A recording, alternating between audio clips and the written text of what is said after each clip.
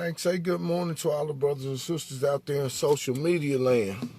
This is indeed a great day to be alive. This is a day the Most High made. We should find a way to rejoice and be glad in it. And the weekend is come and gone, and now it's time to get started on another work week. I'd like to say good morning to all of the brothers and sisters. Shouts out to you, King Matthew.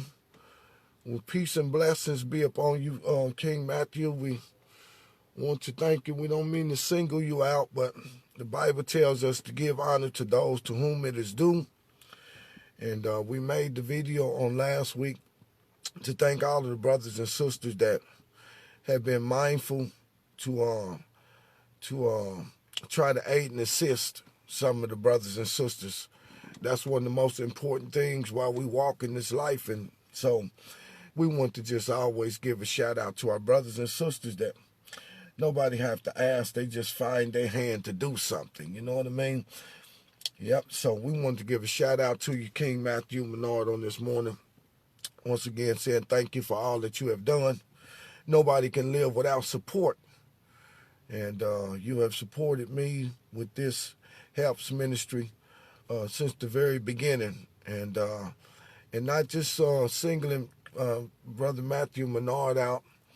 We say the same thing to all of the brothers and sisters that do the same thing, though we're not always able to call them all by name because some people do things, you know what I mean, and you don't know who did it. And then we told you we had a sister that sent up $300, and I went to try to respond to her. Maybe she was off the YouTube channel, but some of the brothers and sisters, you don't have no way of contacting. You don't know who did it, so we just simply say thank you to all of them. But some we know who it is, and so we're grateful on that. Shouts out to you this morning, TT.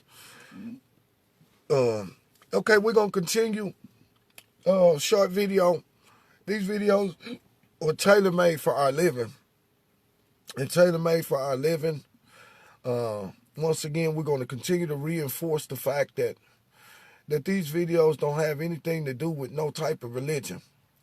Whether we're dealing with Israelite heritage and things of that nature, or whether we're just dealing with the Bible from an overall standpoint of Gentiles or Christians or Muslims, it don't matter which angle we're using. It has nothing to do with religion. And so we aiming to break the back of religion, religiosity, and self-righteousness that comes through religion.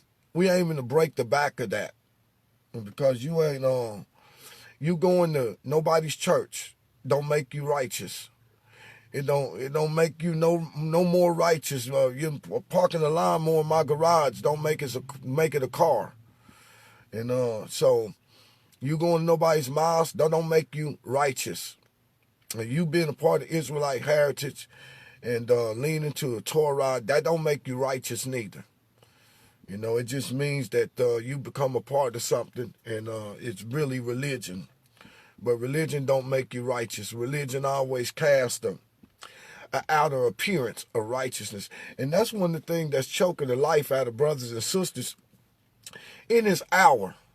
Because you expect those people that do these things, the people that go to church, the people that go to the Israelite heritage Sabbath class, the people that go to Islamic mosques, the people that's Jehovah's Witness walking up and down the street.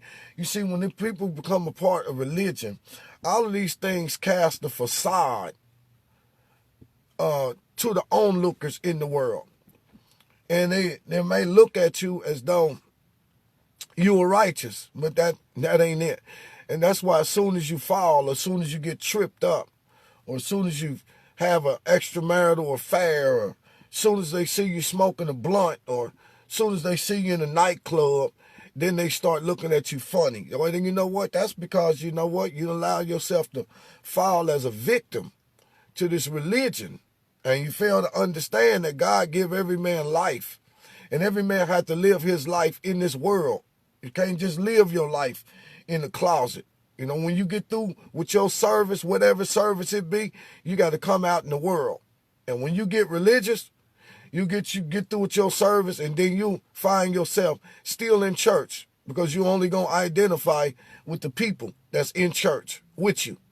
You find yourself still in the same Sabbath class because you only going to identify yourself with those people that you were there with. And so that don't exemplify no righteousness in the world. So we're dealing with the Most High's wisdom. Shouts out to you all, the brothers and sisters, once again. King Rashard is on the line. Shouts out to all of you again. And like we said, we're aiming to break the back of religion. Just because you read the Bible don't make you religious. It means that you are trying to find some answers. You're trying to find some comparables in the scripture that'll help you with the everyday situations that you're facing in life. And so if that's not your aim for studying the scripture, you might as well put the Bible down. Go put it on the back. Go put it out in the backyard. Throw it on the barbecue grill and set it on fire. Roast it up with the chicken wings or with the steak, because it ain't going to do you no good unless you're willing to look for those comparables in the scripture and then find those things that compare to the situation that you're going through so that you can be able to make a better decision. It's not going to work for you. So we're going to be dealing with wisdom. Wisdom is the principal thing. Wisdom is the most important thing that every man need to have in operation. And wisdom is not knowledge. Knowledge without wisdom is going to lead to destruction. So let's get that right out the back. We have some people out here, some people may think that the more knowledge I know, the wiser. Nope. The more knowledge you know, the greater place you put yourself in that's going to not be to your benefit, because too much is given, much going to be required. And the more knowledge you heap up, the more God going to require of you. And God forbid, we heap up so much knowledge, we ain't learn how to live by a couple of things. And now we got 100 things on top of that we ain't learn how to live by neither. We think that knowledge is going to be the key. No, wisdom is going to be the key. You can get one piece of information, and then you can start trying to incorporate that into your life and live by that. And that will make you more wiser than people that done read all the books that they can find in a college course or library. So that's what's going to be the determining factor. So we're going to pick up and we're going to commence the reading out of the book of wisdom. We're going to move to the book of Ecclesiastes. And there's some important things that Ecclesiastes is going to say, okay? That's for our living. Now watch this right here. Watch and see if the people in the world can line up with what the scriptures say. Verse 1, the words of the preacher. Verse 1, chapter 1, the words of the preacher. Guess what? These words are coming from the preacher. You know how many people you got in this world that say that they are preachers, that they are preaching? Let's see if those that call themselves preachers can identify with the words of the wisest preacher that was on the earth. We're not talking about the Messiah. We're talking about King Solomon, because King Solomon was the one that prayed to the Most High that he would receive wisdom over riches of this world and over wealth. And the reason why he prayed that he would receive wisdom is because in his young age, at the age of 17 years old, that he was made king. And so when the Most High asked him what it was that he desired for him, he said, Father, grant me wisdom so that I can be able to govern your people in a way that you would be pleased. You see, he didn't ask for wisdom so that he can go out and impress his friends with what he thought he knew. He asked for wisdom so that he would be able to govern his people, so that he can be able to judge rightfully between his brothers when they had disagreements.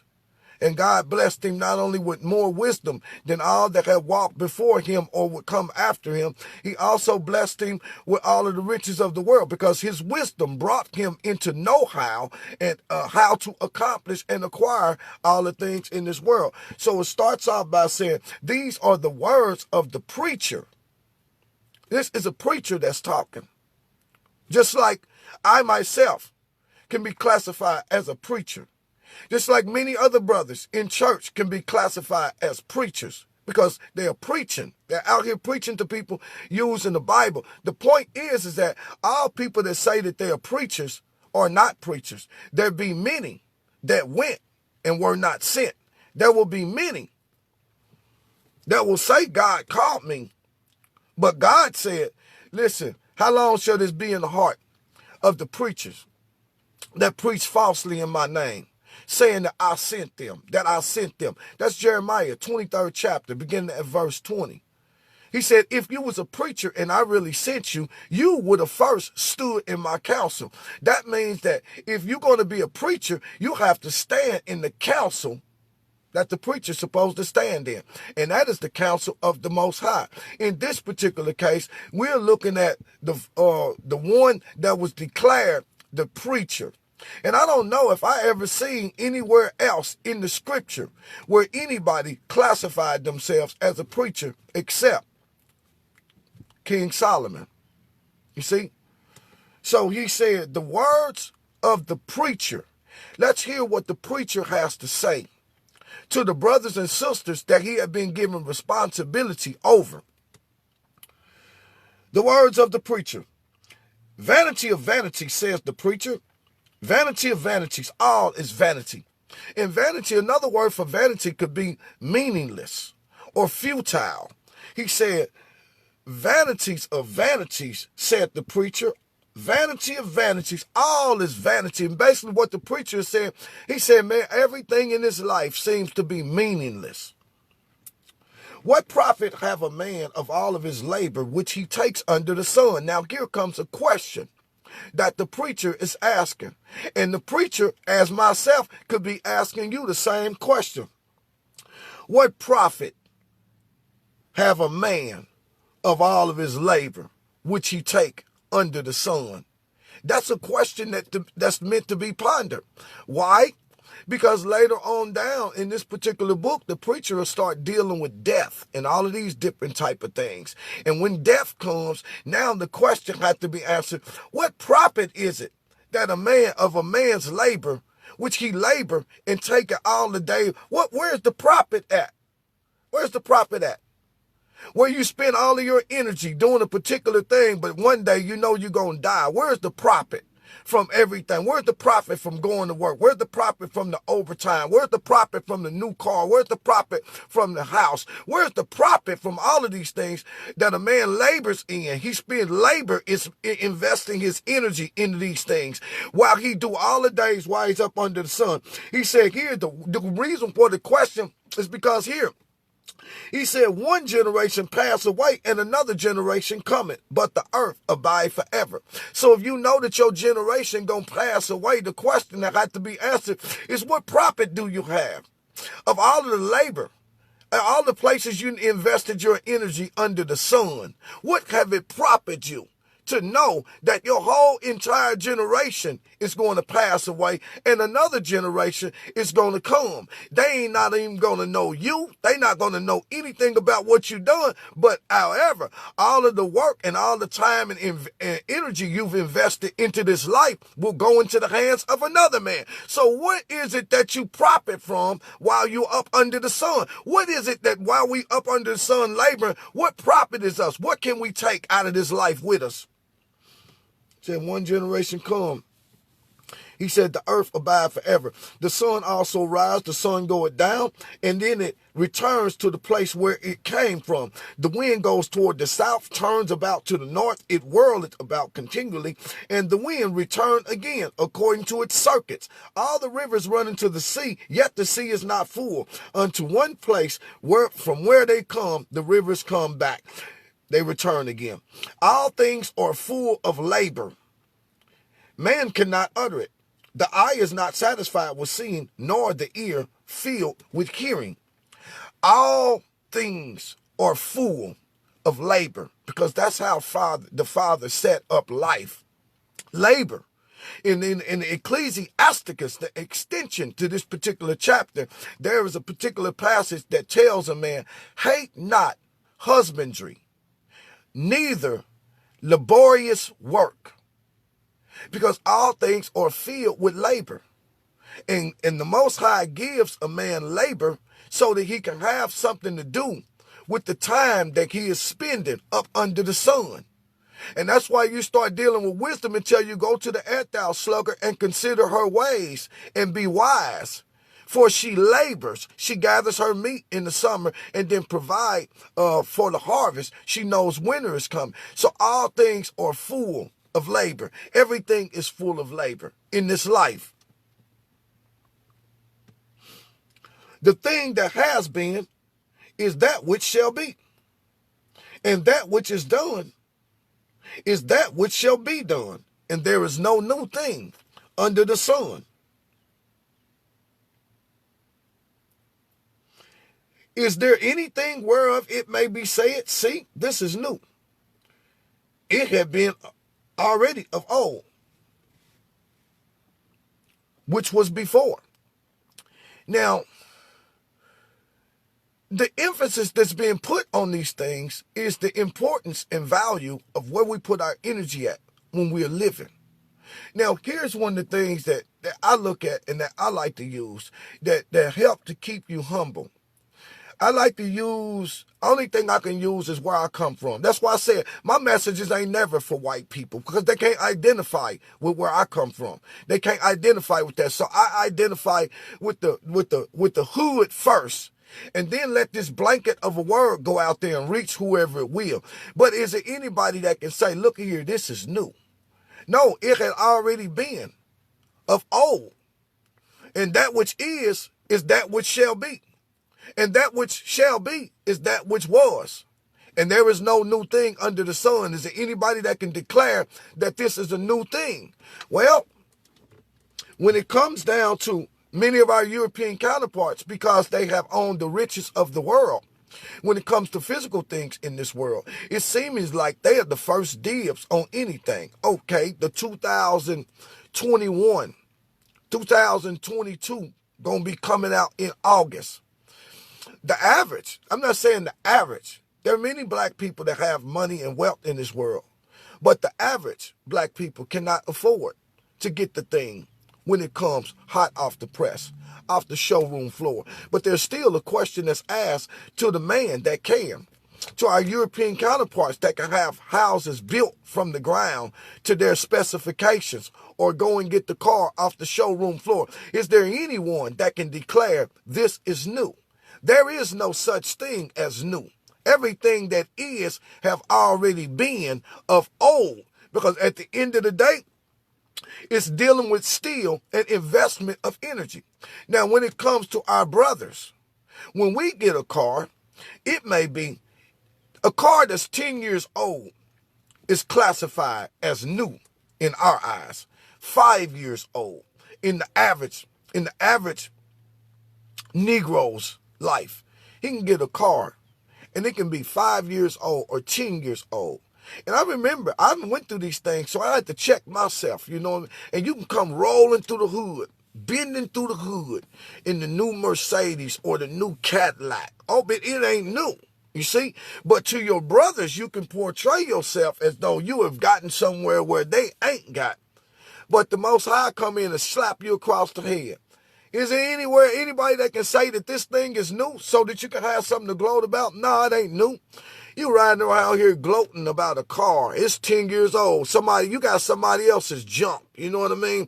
And then we look at our people sideways. Now, I'm just using this for an example, but there are many other levels that we can go on. You know what I mean? The Bible also tells us in that book of Ecclesiastes that men shouldn't gloat about how they dress or how they go from how they look from an external standpoint. And we see ourselves because when you're people that have not been used to having what is quote unquote called the riches of this world, you can lay hold on things and then you can fall into the same position. But there ain't nothing new up under the sun. You see, a car had to roll on wheels. It's a mode of transportation. But see, the car came from the chariot. You see, and I don't care how many different times that they upgraded, it was nothing new up under the sun. God sent a chariot from heaven to come and get Elijah. You see, so if it was a chariot that came from heaven down to earth and picked Elijah up, you know good and well that there ain't nothing new up under the sun. But these are some of the things that deal with our everyday life, because when we start acquiring things in this particular world, it causes us to have a disdain for brothers and sisters that may not, or it causes us to raise up a little bit more, have a little bit more pride, you know what I mean, because of our accomplishments. But in actuality, what it do is it shows where we invest in all of our time and all of our energy while we labor up under the sun. See, labor ain't just dealing with work. Labor is dealing with any place that you put your energy in. So is anybody that can say this thing is new? So if you get something that's new, understand that it's not new at all. You understanding that the thing is not new at all causes you to still walk in the spirit of humility. You understand that though your house might be 5,000 square feet bigger than mine, it ain't no more newer than mine. And at the end of the day, it can only serve the same purpose. While you might be rolling in a 2020 Cadillac or Mercedes, and I'm rolling in a 2005 or 2000 something. Listen, it's the same thing. You know what I mean? Yours might be more expensive. It might be more bigger than mine, but at the end of the day, it's designed to do one thing. They all got 4 wheels. They all got an engine, and it can't do no more than get you from one place to the next place. And so when we understand these things, it helps us to walk amongst each other with humility and not with pride. Now, these are the words of the preacher, because the preacher prayed for the wisdom that the Most High would give him wisdom so that he would be able to judge righteously between his brothers and keep all of those that were subjected to his kingship. He would keep them all balanced and keep them in the right place. It says, is there anything whereof it may be said, this is new? It had been already of old, which was before us, before we got here.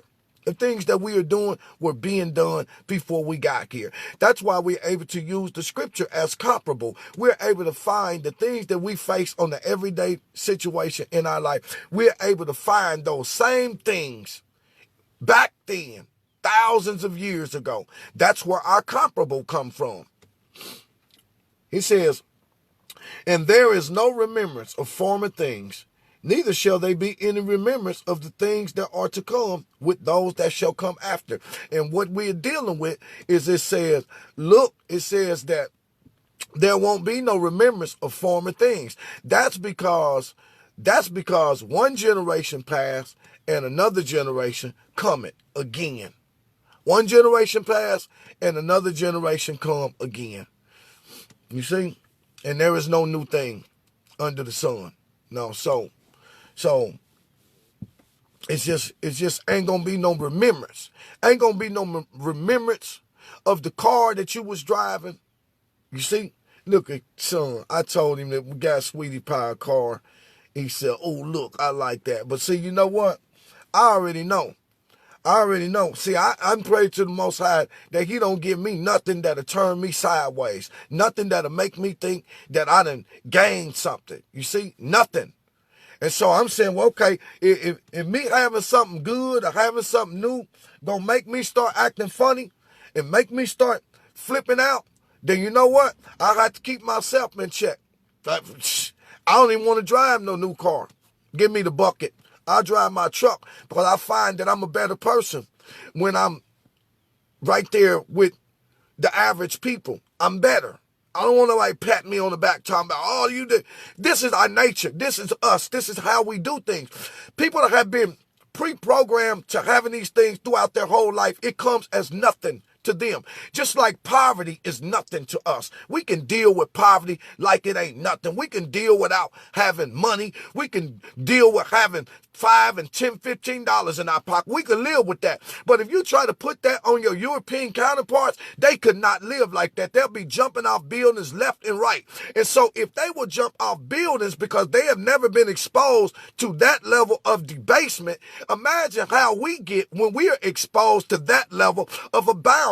Have you looked at the love of hip hop lately? Have you looked at the housewives of Atlanta? Have you looked at the basketball wives? Have you looked at the bloggers? Have you looked at the entertainers? Have you looked at the rappers? Have you looked at the movie stars? You see, you're talking about putting things in the hands of a people that have never had any idea what it meant to abound. And that abounding will become a destructive force to them. It will be as just a destructive force. If you took a billionaire's money away and dropped him in the ghetto, he would go and find the nearest bullet and eat that thing to get out of here. And that's how it is. You see, and so I always say this, is that when you look at the condition of our people that have money, they better off broke.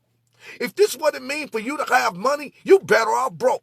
If this what you was gonna do, you was gonna get on TV and start acting like this and shaming all your people when you married a basketball star that had millions of dollars. If this what you was gonna act like, you need to have your butt back in the hood. You need to be back in the projects where you came from.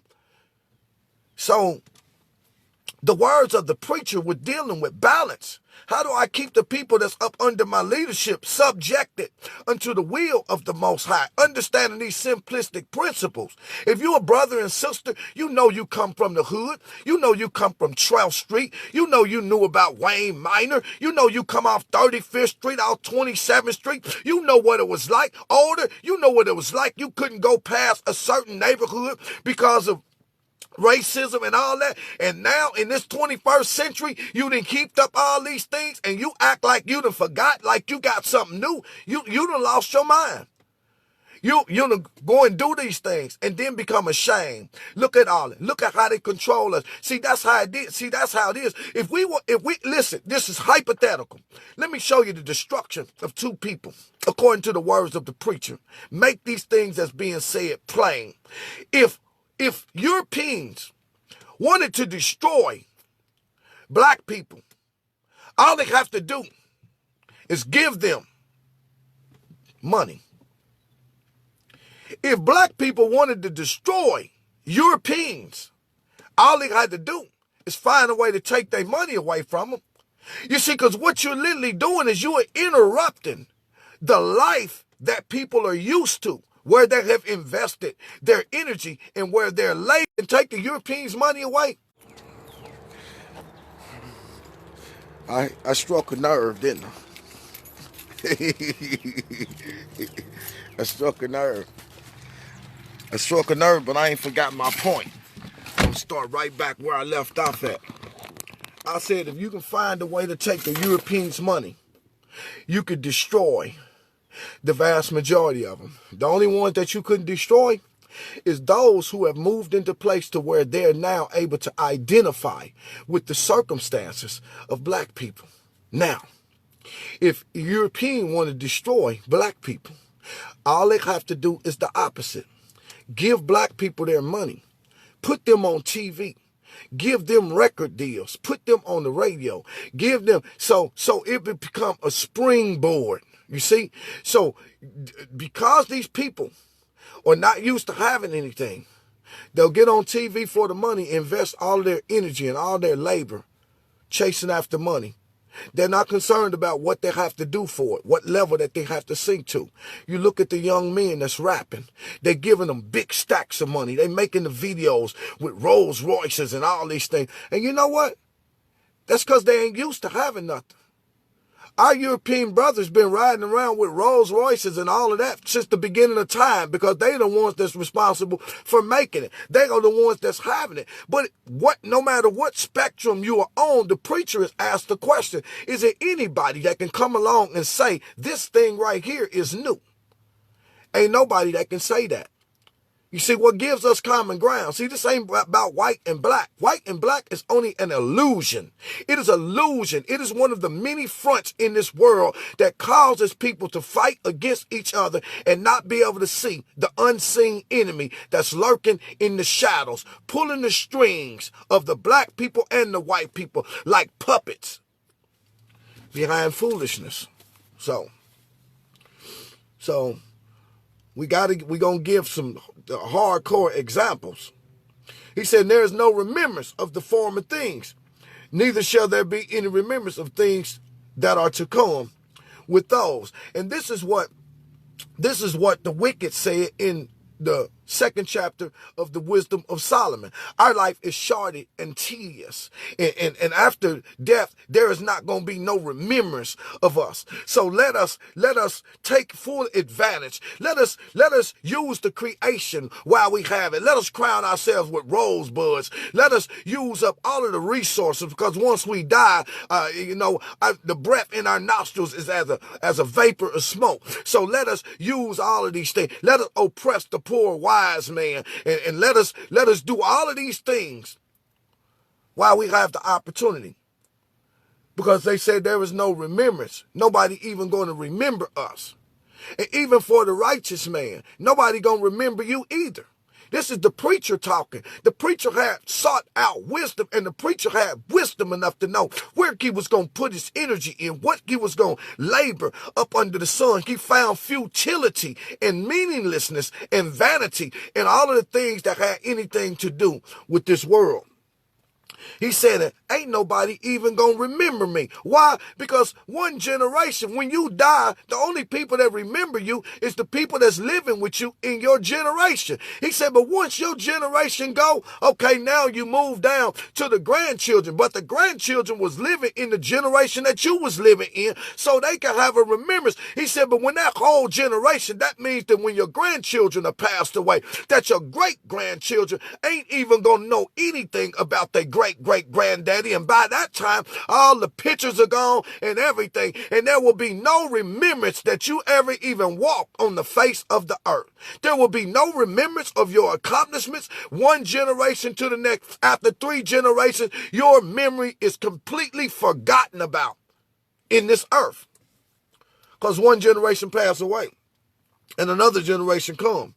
But the earth abides forever. And surely after 5 generations, there definitely ain't no remembrance of you as an individual. Though they may be written about in books, nobody remembers them, because you don't know what Ezekiel looked like. You don't know what he was really like. Somebody just may have wrote a couple of things down about him, but you don't know nothing about him. And if you seen him in the future, you would have no way of knowing, because there is no remembrance of these particular things. There ain't going to be no remembrance of us neither. And so when we start understanding these things, it helps us to put our energy into places that are important, not futility. There's no remembrance of former things, neither shall there be any remembrance of things that are of the things that are to come, with those that shall come after, the generation that's come after, your grandchildren. They're going to go through the same thing. They great-great-grandchildren ain't going to have no remembrance of them. And this is a situation that will continue to perpetuate itself down as long as God is birthing one generation after the next. These things are going to come to pass, but the average person do not think about these things. That's because the preacher will think about things. He'll be thinking about things while you sleep. His mind is clicking and he's thinking about all of these different things, because he have attached himself and have put energy in to try to understand and seek out spiritual things and things that are dealing with wisdom. So the average mind ain't even going to be thinking in this particular area along these type of lines. But the preacher has to, because of the level of his responsibility. Brother and sister, if you are one that classify yourself as a preacher, you ought to hear the words of the preacher. If you, I don't care where you at, whether you're in church, whether you're in Israelite heritage, whether you're in Islamic, you need to be thinking about the words of the preacher so that you can know what kind of energy you need to invest to gain the wisdom so that you can be able to deal with your brothers and sisters. Why you out there gloating about that house? You done spent 30 years to pay for that house, and guess what? Tomorrow you're going to die, and nobody knows whether the person that's get it, that's going to, you know who that house belong to? The house belongs to the earth, because the earth abides forever. That's why the IRS, they don't care. They don't care how much the house is worth. Only thing they want is property taxes, because they know, hey, the person that's occupying the house today, he'll be dead tomorrow. And we don't need no rent payment. We don't need none of that. We don't need the responsibility. Only thing we know one thing, that whoever moves into this house, they going to pay property taxes forever. As long as this house is abiding in the earth, it's going to be paid for. So you got 10 people that'll come along and buy this house over the years as one generation passed to the next, and they'll pay all of this money for this stuff. But guess who really gonna make the money? You see, the earth gonna abide forever, so it don't make no difference who occupies it. When they die, somebody else gonna occupy it, and it don't matter. You still gonna pay them property taxes as long as the house is built. But these things are in here so that we don't get sidetracked and start investing all of our energy into doing these things that are meaningless. People have killed themselves because they got a foreclosure notice.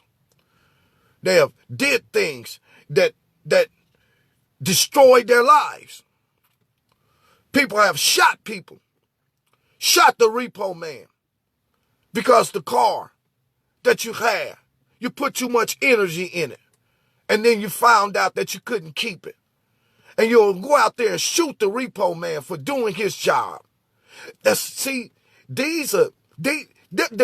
the scripture has to be translated into ways that it can fit into your everyday life, and in order for it to become applicable, and you start applying it. He says, I was the preacher.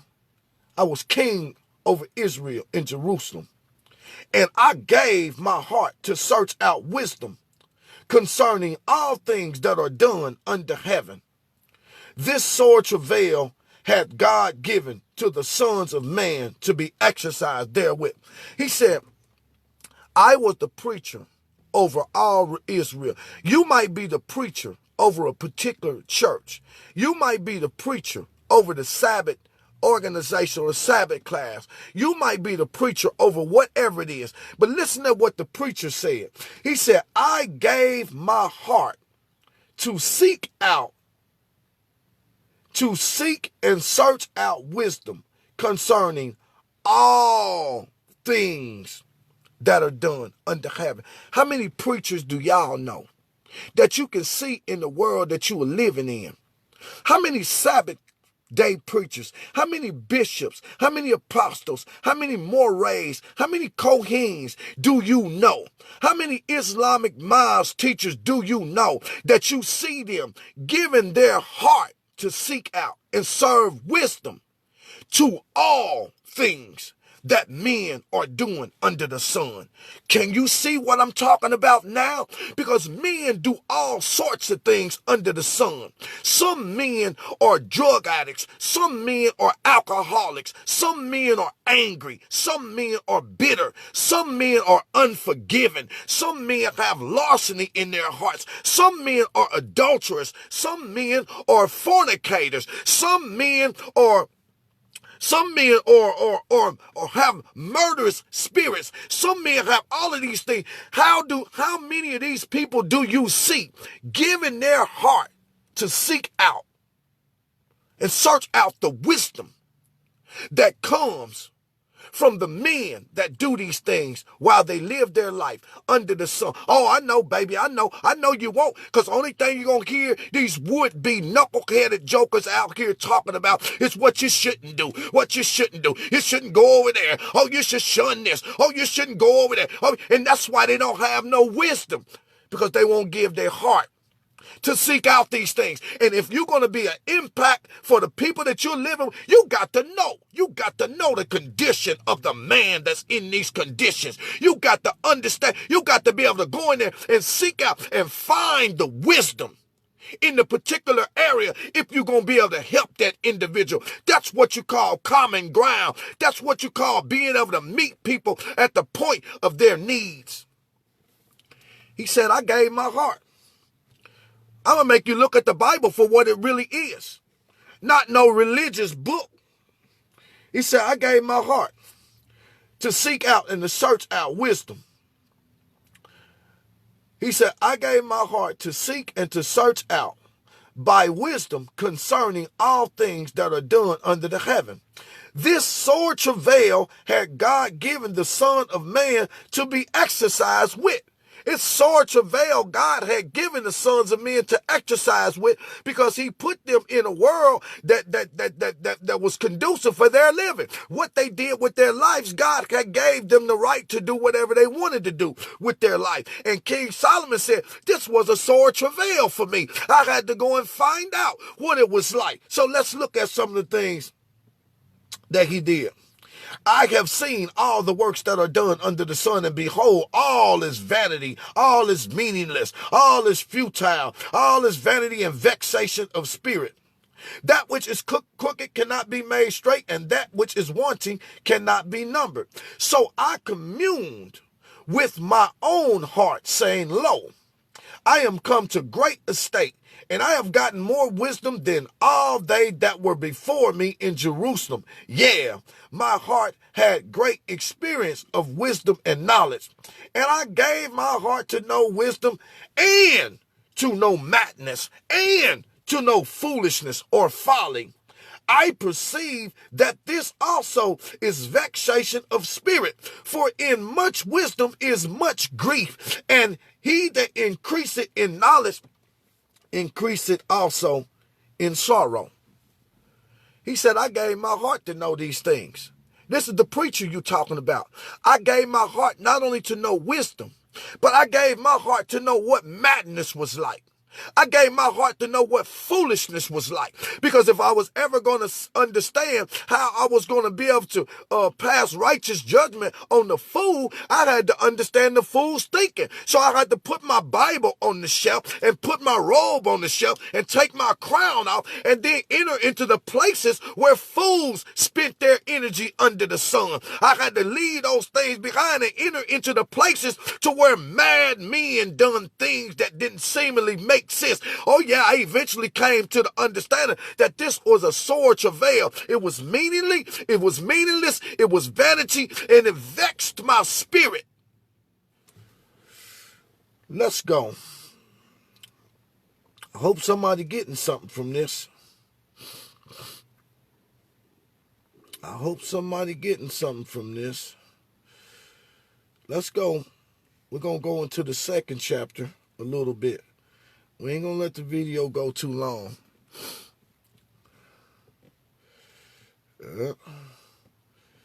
Let's see. Yeah.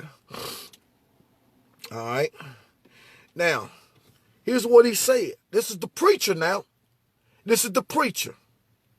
This is the preacher, because I remember times when back in the day when I jumped up there in that pulpit, and I tell you, the church didn't want to do nothing but take everything away from you. They didn't want you to have no life, period. You know what I mean? Me and my wife, we like to dance. We like to go out. We like to dance. We like to two-step. That was part. We like to go to the park and hang out. We like to just ride. We like to go and socialize with brothers and sisters. All our people wasn't in church. We like, they start trying to take everything. You can't be you don't need to be out there with that park with them people.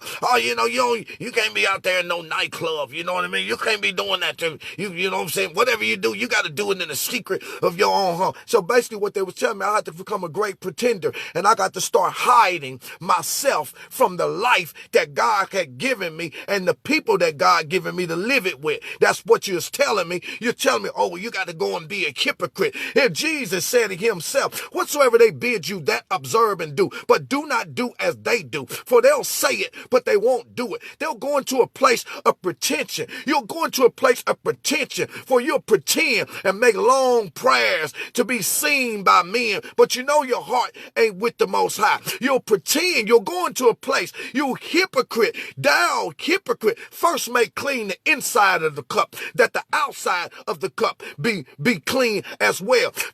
You hypocrite, you're as whitewashed tombs, but on the inside, they are full of dead men's bones, because you won't journey out like the preacher said and go into the places so that you can get God's wisdom, that people can see you as they see themselves. I ain't got no problem sitting down talking to my brother. He know where I'm coming from. He been where I've been, and even though he's where I'm at, he's where I'm trying to go, but he ain't so far gone to where he ain't still right here with me. That's what the Most High need in this world. You ain't gonna call yourself no preacher when you can't go into a place of madness, can't go into a place of folly. At the end of the day, you're not going there to become mad. You're not going there to become a fool. You're going there because you're trying to seek out the wisdom that is in a particular thing. And here's the comparable in the Bible for anybody that will, how you gonna call yourself a preacher and you can't identify with nobody except those that's sitting up under your congregation? Oh, brother pastor. Oh, brother pastor.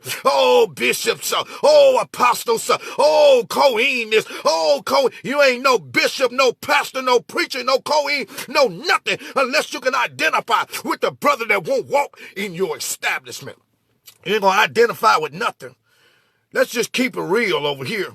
We're using the scripture.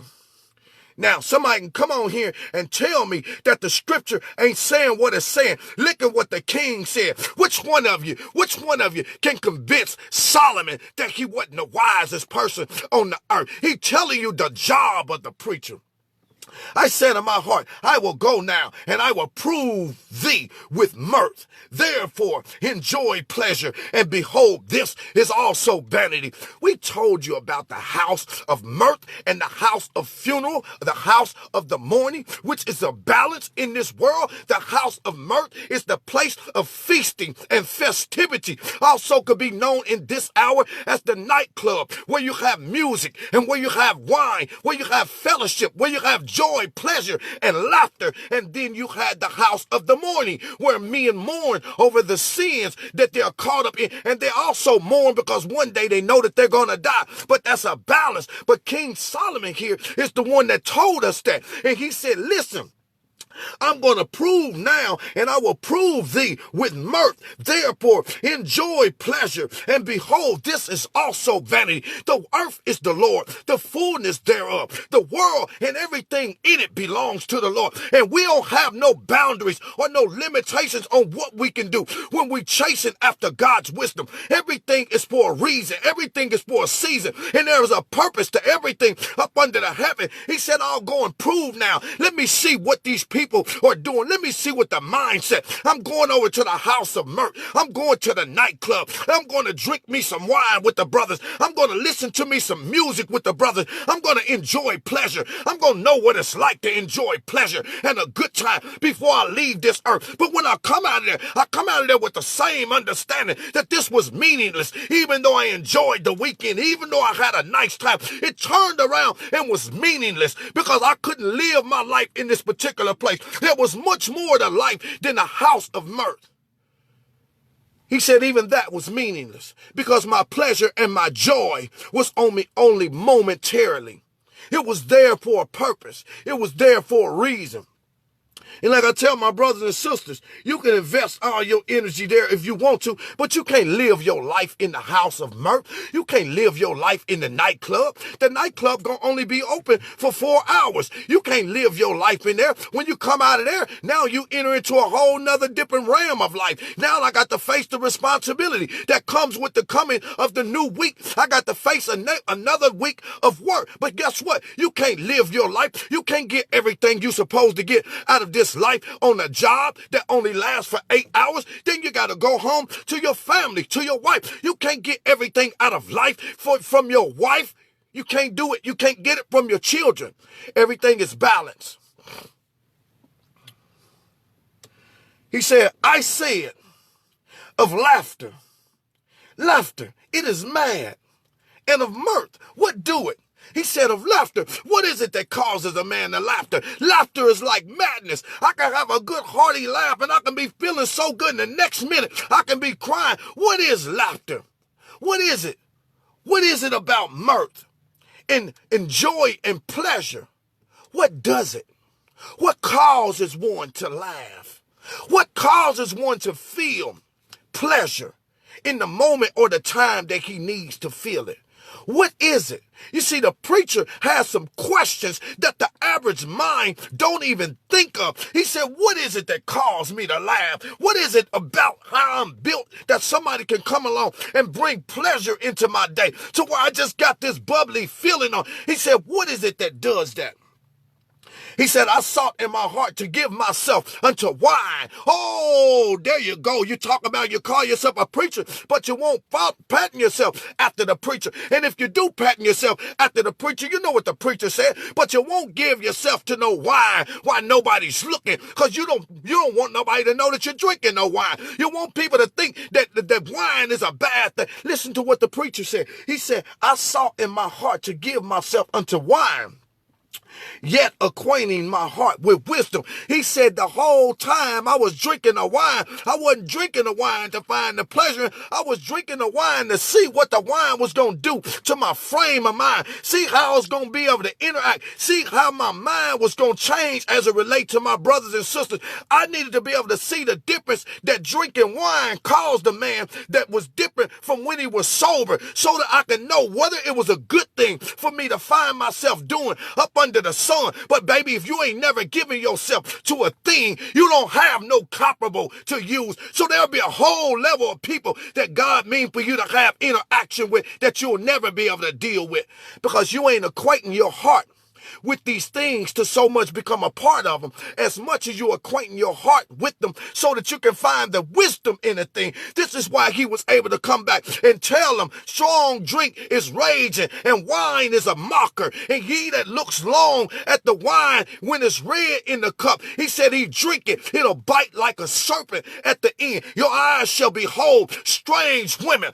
The man that walks upright will now stagger. The one that's quiet will now become loud and obnoxious. He said, I learned these. I acquainted my heart to know wisdom while I was drinking that wine. And while I was drinking that wine, this is what I learned about it. And I was able to come back and tell my brothers, this is not a thing for a man to do under the sun while he lives his life all the days. He said, you know, I gave my heart. I sought in my heart to give myself unto wine, yet acquainting my heart with wisdom. You see the yet? Yet. He said yet. And the yet there shows you that there was a reason that I was going to give myself over to the wine. There was something that I needed to learn. Because just looking at people wake up every morning drinking wine all day, I couldn't have no comprehension of why they did it. So I had to enter into that place and acquaint myself with the wisdom that would show me exactly why they were doing what it was that they were doing. I would be better equipped to help them come out of whatever it was. Oh, but you self-righteous hypocrites. You self-righteous hypocrites. Well, did I say and speak of you? This is a people that draw near me with their mouth, but their hearts are far from me. Yes, sweetie. No, I'm outside the car making a video. I was waiting on you to get up. I'm coming there and fix you some breakfast. Oh, it is? I'm sorry. I didn't know. I'll be in there in a minute. All right. Yeah, so all praises. So all praises. You see? My cousin on the line right now, his name is Kevin L. Green. When I was a kid going to junior school, he was he's older than me, but he was a kid too. Don't you know that boy start going into the church house and they had to label a preacher on him when he was about 14 years old. He going to church every Sunday and he's a preacher now. And I'm like, my God, how you gonna be a preacher? He's a kid. I ain't gonna be a preacher but don't you understand that me and my cousin, we have walked through every facet of life that you can even think that you can go. I ain't ashamed to tell them as a preacher that you did crack, that you drunk, that you cheated on your wife, that you fornicated, that you did everything, that you was out there shooting people and selling dope and doing all of this madness. But you know what? The madness had a purpose. You didn't understand it then, but because you did it, you had a greater understanding of how you was going to reach your brother that was embedded in it. And there was nothing to be ashamed about, because this is my life and God give you your life. Why should you be ashamed of what some other man got to say? Why? You know what? When you know what the preacher said, the preacher, you understanding what the preacher said helps you to understand why you went through what you went through. You had to go through what you was going to go through. If you was going to be a preacher, if you was going to be a benefit to the brothers and sisters that you would come across, you had to be able to identify with them. The preacher gave us encouragement with this. He said, I sought my heart to give myself a wine, yet acquainting myself with wisdom, and to lay hold on folly or foolishness, till I might see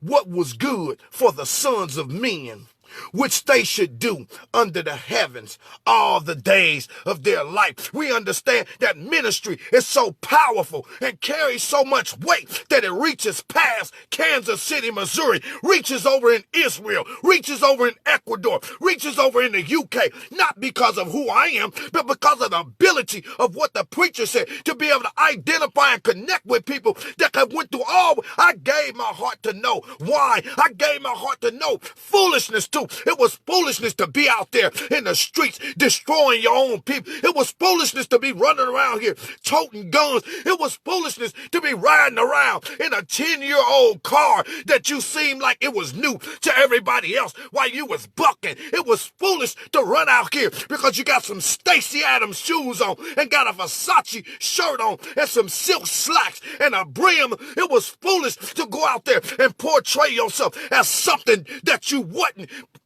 It was foolish. I gave my heart to know these things. Foolishness. That's what the preacher said. He said, until I might be able to see,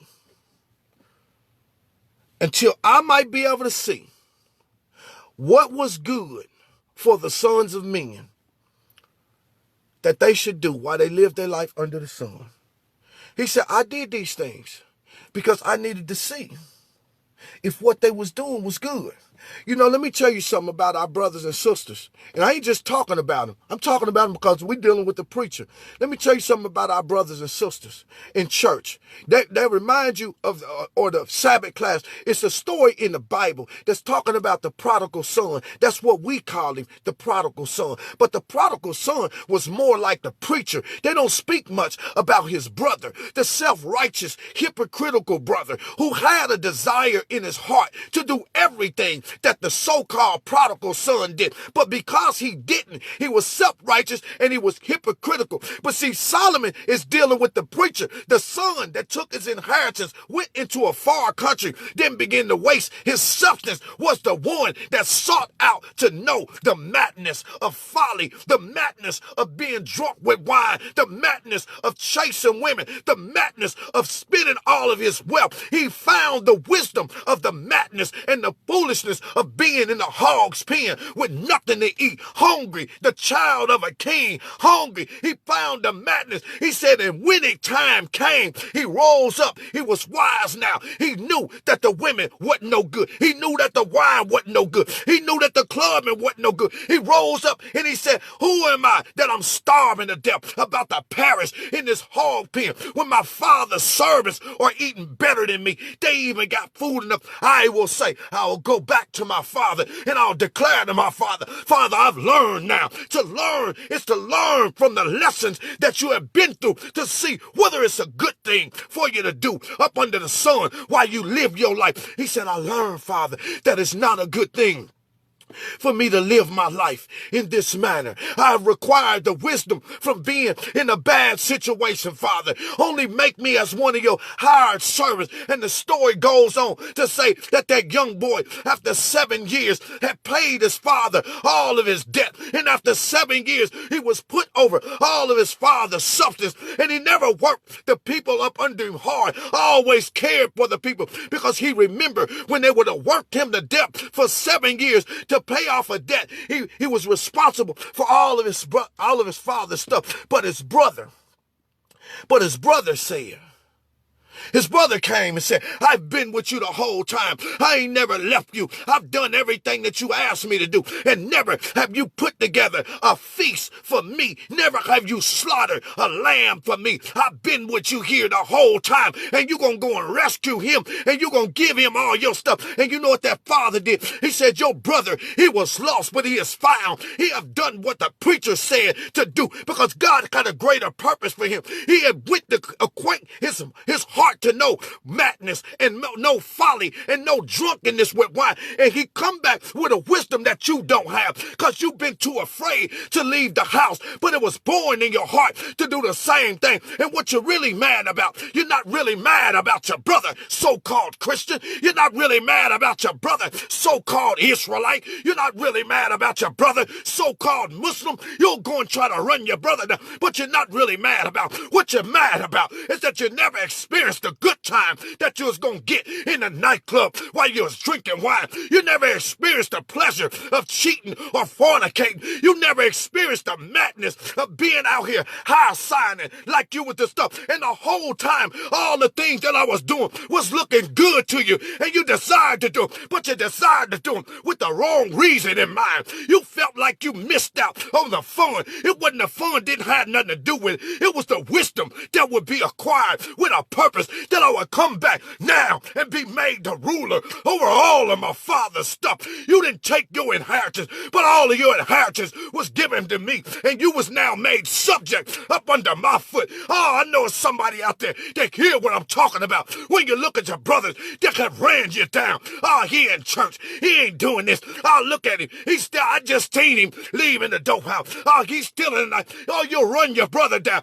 But what you don't have no idea is that God will subject you and put the whole inheritance up under your brother's feet, because your brother will come back possessing something that you don't have because of his experience. And these things are written in the book that give us a comparable, something that we can feel good about. We need to know that the places that we've been and the things that we have seen, the holes we have climbed up, were not without a purpose. They all had a purpose to them. And that is why we are here. When the church ain't got no place for the young preacher to speak God's word, God opened up a social media platform that'll send a message all over the world. Ain't nothing that nobody can say. They ain't my words. Ain't never been a time that I'm going to use a sermon, a facet of everything going to come word for word out of the scripture. Word for word. This ain't going to be no vacuum packed, freeze dried message over here. He said, I saw somebody come over here and tell me a lie. Tell me I'm lying about what's written in the pages of the book.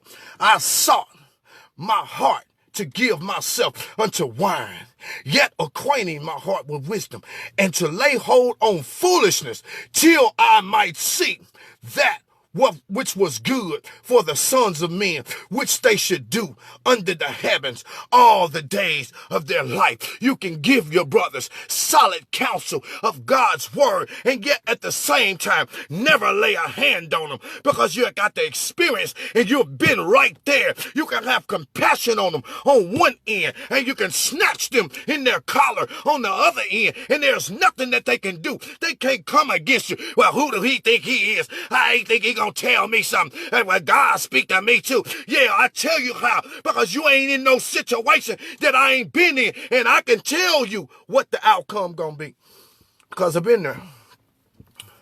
And when I'm saying I don't want y'all to think that I'm talking about myself. I'm saying I because of the people that's watching. The I gonna apply to many people that's watching. The words just coming out of my mouth. He says, I made me great works, and I built me houses. I planted vineyards. I made gardens and orchards. I planted trees of all kinds of fruits. I made pools of water to water therewith, and wood and bring forth trees. I got me servants and maidens, and I had servants born in my house.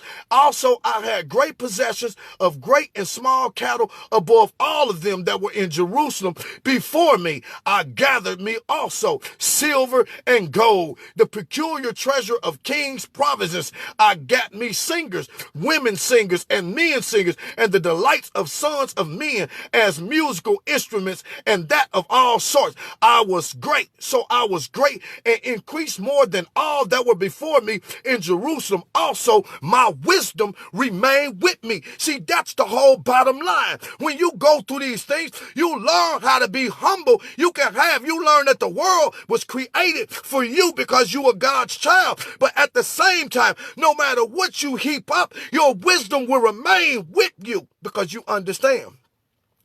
I better be careful.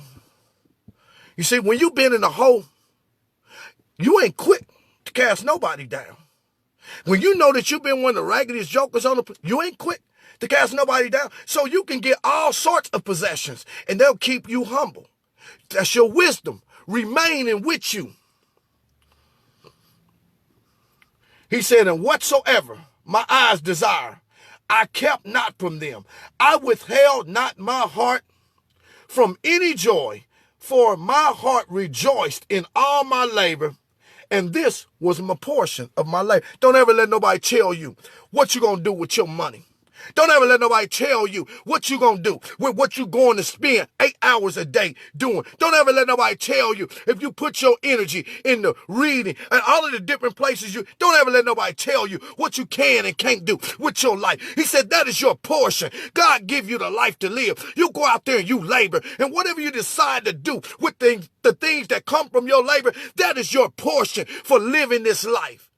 He said, I withheld not my heart from anywhere, from anybody. Now show me anybody else that had 300 wives and 700 concubines. Show me anybody else that had that. Show me anybody else that was taking on African queens that was coming from other places. Show me anybody else in the Bible. He said, I withheld not my heart from anything. He said, because all that I was working for, that was my portion. That was my portion. So I'm going to leave it right there, and then we'll pick it up maybe a part 2. Peace and blessings.